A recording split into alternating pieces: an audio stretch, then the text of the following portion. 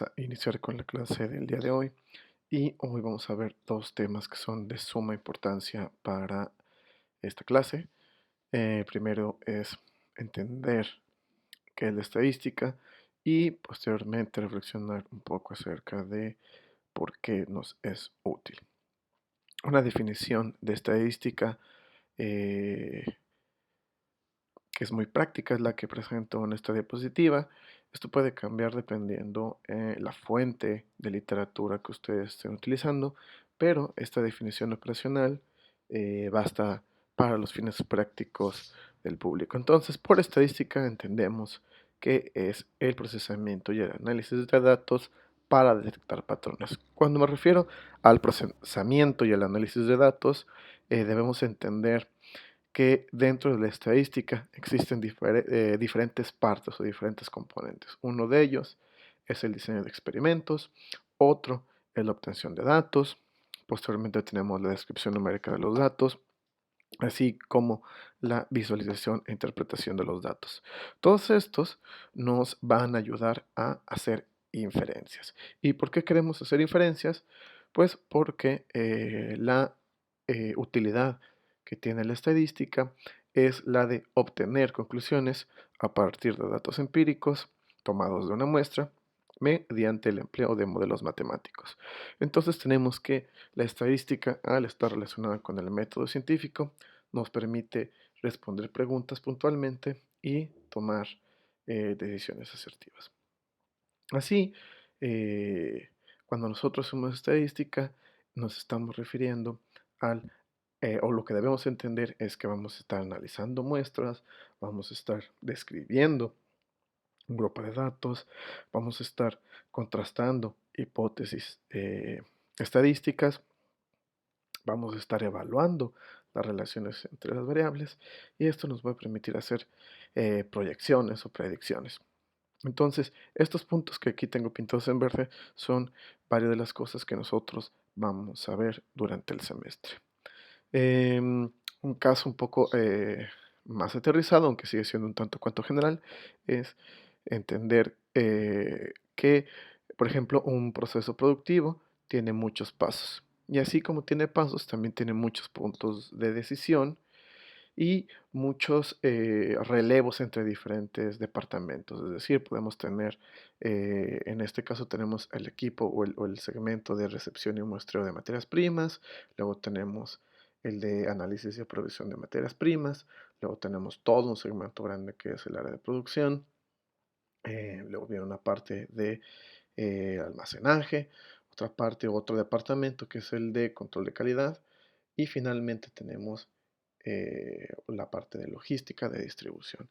Entonces, con un organigrama así de complejo y así de diverso, una de las preguntas que a menudo se realiza alguien que está encargado de que se optimice este proceso es cómo puede ser simplificado o si bien puede ser agilizado.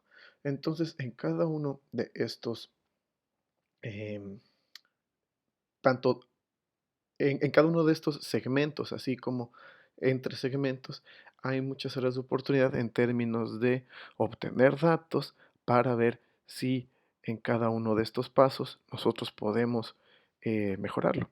Entonces vamos a utilizar la estadística, vamos a tomar datos en cada una de estas, podríamos tomar datos de cada una de estas áreas para poder tomar una decisión y optimizar el proceso.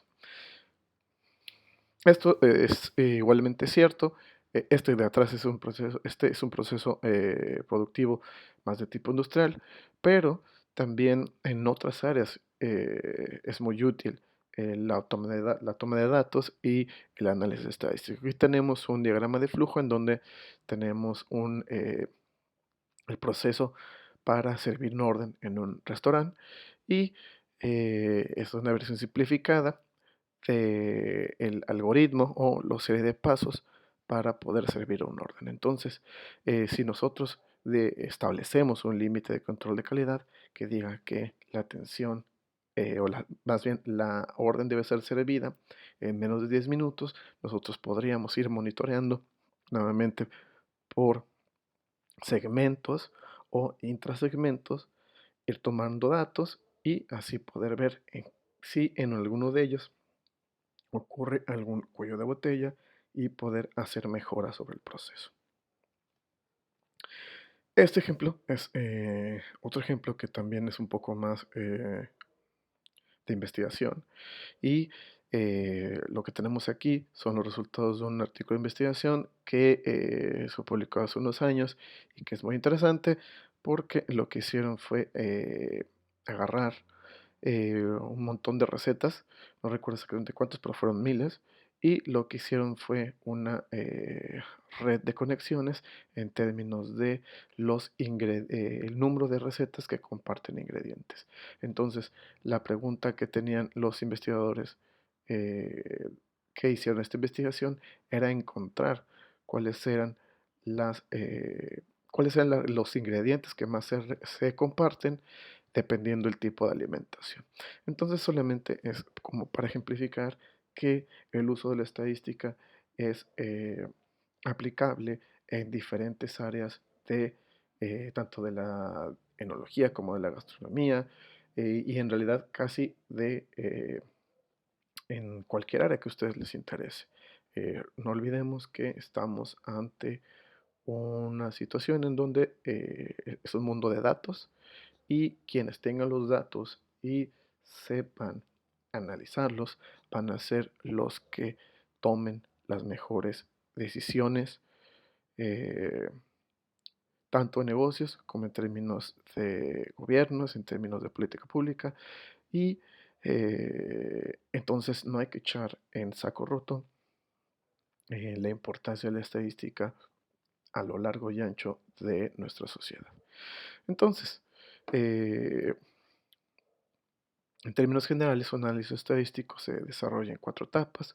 La primera de ellas es el planteamiento de un problema, el segundo de ellos es la recolección de datos, el tercero es la organización y clasificación de datos y el último es el análisis e interpretación de resultados. Estos son temas que también vamos a tocar de manera transversal a lo largo del curso. De manera general, voy a describir lo que es el planteamiento del problema y aquí espero que recuerden muy bien lo que ustedes vieron en metodología de la investigación, ya que en el planteamiento del problema nosotros debemos entender que tenemos que tener objetos definidos, objetos de estudio definidos. También tenemos que hacer una definición de las variables en términos de que sean variables las cuales son susceptibles a ser medidas. Y finalmente, tenemos también que saber plantear una hipótesis clara. En el segundo paso, es importante remarcar que existen diferentes maneras en las que podemos obtener datos para hacer estadística. Eh, una clasificación de estas fuentes es la de estudios observacionales y estudios experimentales. Se conoce como estudios observacionales a, o datos obtenidos de estudios observacionales a los datos cuando son obtenidos de modo que nosotros, o la persona que está juntando los datos, no afecta eh, a los individuos de estudio. Es decir, cuando hacemos encuestas. ¿A qué me refiero? Cuando hacemos nosotros una encuesta estamos tomando una fotografía de lo que está pasando en la sociedad o de lo que está pasando en algún área de interés, en algún grupo de personas. En ese caso, nosotros no estamos manipulando nada, estamos tomando una fotografía de lo que está pasando allá afuera en el mundo. Por otro lado, tenemos datos que surgen de estudios experimentales y aquí sí que manipulamos diferentes factores de interés para ver el efecto que tienen una variable sobre otra. Por ejemplo, el experimento de crecimiento bacteriano en cámaras controladas o, por ejemplo, en el desarrollo de alguna vacuna, nosotros estaríamos probando diferentes concentraciones de esa vacuna, las estaríamos manipulando experimentalmente, nosotros estamos decidiendo qué concentraciones se van a implementar y nosotros lo que vamos a estar midiendo es, por ejemplo, una respuesta inmune en cada una de estas concentraciones. Entonces, aquí sí que estoy manipulando un factor que es la concentración de la vacuna y estoy evaluando el efecto que tiene sobre una variable de respuesta que es la respuesta inmune. Entonces, esto es bien importante porque a la hora de levantar los datos, tenemos, cada uno de ellos tiene diferentes alcances y los estudios observacionales son más descriptivos, los estudios experimentales son más explicativos. Recuerden también esos términos de su clase de metodología de la investigación. Hay otras fuentes de donde podemos sacar datos cuando nosotros no los obtenemos, es decir, fuentes secundarias de datos, y son las bases de datos y las bases que a través de minería de datos han obtenido investigaciones previas, las cuales están disponibles en bases de datos especializadas. Aquí pongo algunas escudos de organizaciones que tienen bases de datos muy importantes para eh, la alimentación y para la agricultura, como lo es la FAO, que es el segmento de las de la Organización de las Naciones Unidas, que se encarga de eh, hacer toda la recopilación de qué está pasando con el estado de la alimentación y la agricultura, y la agricultura en diferentes países. Es como la OMS, pero de alimentación. Por otro lado tenemos la FDA y la USDA, que son también oficinas del gobierno de los Estados Unidos que han hecho un trabajo sumamente interesante y sumamente completo acerca de documentar no solo la producción de, eh, de agroinsumos, sino también las características y la inocuidad de los productos que terminan eh, en nuestros alimentos. Entonces, no pierdan de vista siempre la importancia de estas oficinas estadounidenses. En México también tenemos aparte de que tenemos participación en la FAO, también tenemos las bases de datos que están allá están hechas disponibles por la Secretaría de Agricultura, ahora se llama SADER, aquí todavía dice SAGARPA, el nombre actual en la cuarta transformación es SADER, y eh, ellos también han hecho un esfuerzo de muchos, muchos años sistematizando la información acerca del sector agropecuario y de la alimentación en el país. Finalmente, también no olvidar que existen estas bases de datos como Google Scholar, en las que nosotros podemos empezar a hacer como esta minería de datos que nos permite o nos podrá permitir juntar datos que hayan sido obtenidos en diferentes investigaciones o en diferentes reportes técnicos y que podemos utilizar nosotros para, mediante la estadística, obtener o responder nuestras preguntas. En cuanto a la organización y clasificación de datos, eh, aquí igual hay diferentes maneras de clasificar los datos. Esta es una de las más importantes para la estadística que vamos a estar viendo en el curso, y literalmente esta diapositiva la vamos a estar viendo hasta el último, la última clase. Voy a ser súper reiterativo e iterativo de que se aprenden eso, así que por favor pónganse a estudiar eso. Em, ¿Qué es cómo se organizan las variables? A ver, primero, ¿qué entendemos por una variable? Una variable es una característica de la población de estudio que a nosotros nos interesa investigar y que puede tomar diferentes valores. Entonces, entendiendo esto, las variables se pueden separar en dos categorías. Por un lado, tenemos las variables cualitativas y por otro lado tenemos las variables cuantitativas. Las variables cualitativas, a su vez, se dividen en dos tipos de variables, la variable nominal y la variable ordinal. Mientras que las variables cuantitativas se dividen en dos, en variables discretas y variables continuas. Entonces, ¿cuál es la diferencia entre estas dos variables? Tipos de variables es que las variables cualitativas describen cualidades o atributos, son como etiquetas, es decir, describen si alguien es bueno, malo o regular, eso es una etiqueta. Por ejemplo, el estado civil, soltero, casado, viudo, no son etiquetas. Por lo tanto, no se pueden representar numéricamente. Entonces, una variable cualitativa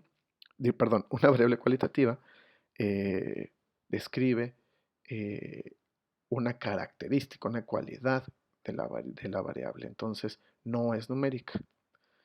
A diferencia de las variables cuantitativas que sí que toman valores numéricos. Por ejemplo, la altura de las personas, la altura eh, de la altitud, que podría ser de las diferentes ciudades, o por ejemplo la velocidad de un automóvil. Entonces, aquí sí que son números y son variables que pueden tomar datos numéricos que pueden ser continuos o, o discretos. Entonces es importante que ustedes en sus casas se pongan eh, re- a pensar y a estudiar y a practicar eh, qué es una variable cualitativa y qué es una variable cuantitativa. A su vez, tenemos también que una variable cualitativa nominal es una variable que solo describe un grupo de otro, mientras que una variable lineal sí describe un orden, por ejemplo, la posición en la que llegan unos caballos de carrera a la meta. Entonces es la primera posición, segunda posición o tercera posición es una variable que es de tipo cualitativo, está separando grupos, pero también me está diciendo el orden de estos grupos. Mientras tanto, una variable nominal solamente me distingue entre grupos sin ordenarlos, por eso se llama nominal y es ordinal. Por ejemplo, una variable cualitativa nominal es claramente los grupos, por ejemplo, el grupo de tercero A, tercero B o tercero C de la prepa. Por otro lado, las variables cuantitativas, que se dividen en discretas y continuas, eh, esta división surge de el tipo de dato, es decir, una variable cuantitativa, ya habíamos quedado que es una variable que toma valores numéricos, pero una variable cuantitativa discreta es una variable que no adopta valores decimales, mientras que una variable continua sí que adopta valores decimales. Un ejemplo de una variable cuantitativa discreta es el número de huevos que pone una gallina o el número de hijos que tiene una familia. ¿Se dan cuenta? Aquí una gallina no puede poner 1.5 huevos. No, solamente puede tomar valores enteros, un huevo, dos huevos, tres huevos. Mientras que en la variable continua sí que puede tomar valores con decimales. Por ejemplo, el índice de masa corporal que puede tener valores decimales, el contenido de glucosa en sangre que puede tomar valores decimales y muchos y todo lo que medimos con instrumentos en términos de, por ejemplo, una regla, peso, eh, longitud, pues son claramente variables cuantitativas continuas. Ahora bien, existe otra manera de organizar y clasificar datos. Esta es una que se divide en dos, variables independientes y variables dependientes, y esta clasificación está más centrada en torno al papel que juegan las variables ya en un análisis estadístico. Entonces tenemos que una variable independiente es una variable que no depende de otra y que generalmente es el objeto en el que se centra nuestra investigación.